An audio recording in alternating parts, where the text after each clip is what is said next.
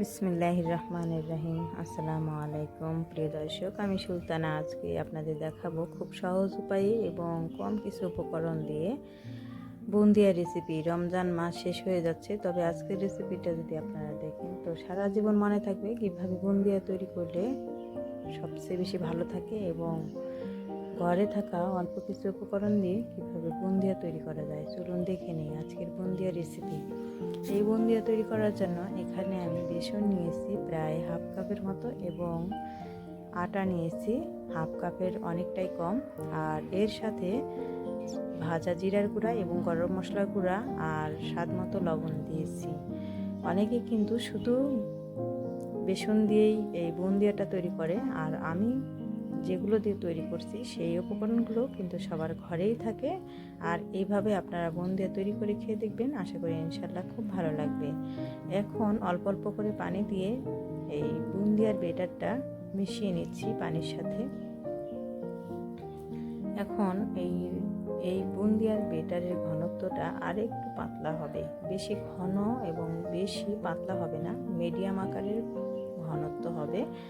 Just ঠিক এইরকমই এই বুন্দিয়ার বেটারের ঘনত্বটা হবে। ফোটায় ফোটায় যখন পড়বে তখন মনে করবেন যে বুন্দিয়ার বেটার পারফেক্ট হয়েছে এবং গরম তেলের মধ্যে দেওয়ার সাথে সাথে তেল থেকে চলে আসবে, তো কড়াইয়ের মধ্যে লেগে থাকবে না। দেখতে পাচ্ছেন যেভাবে আমি আঙ্গুলের মাথায় নিয়ে পরীক্ষা করে নিলাম।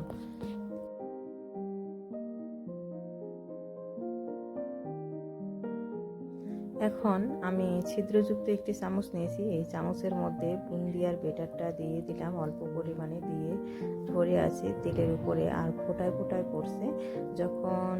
যখন ভাজা হবে তখন তুলে নিচ্ছি। আপনারা চাইলে আরও ব্রাউন কালার করে নিতে পারেন, আমি জাস্ট ভেজে নেওয়া হয়ে গেছে, এই মুহূর্তে তুলে নিচ্ছি।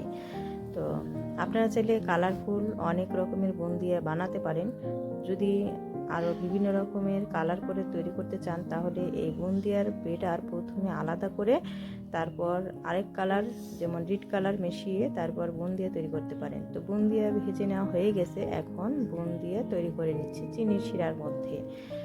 এখন অল্প পরিমাণে এখানে পানি দিয়েছি আর চিনি দিয়েছি পরিমাণ মতো। আপনারা চিনি আপনাদের পছন্দ মতো অ্যাড করে দেবেন। এরপরে আস্ত গরম মশলা দিয়ে দিলাম। এখানে শুধু আমি দারচিনি এবং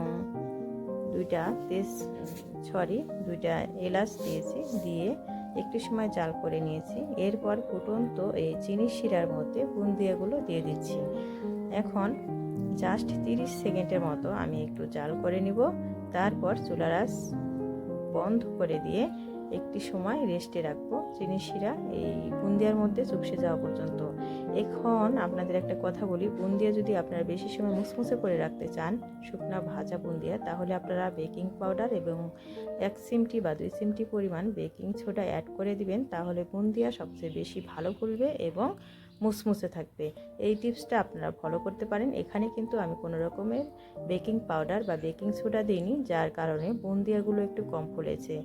আর স্বাস্থ্যসম্মত উপায়ে বুন্দিয়া খাওয়ার জন্য আপনারা সাধারণত বেকিং সোডা এবং বেকিং পাউডার ছাড়াই তৈরি করে দেখবেন, আশা করি ইনশাল্লাহ খেতে খুব ভালো লাগবে।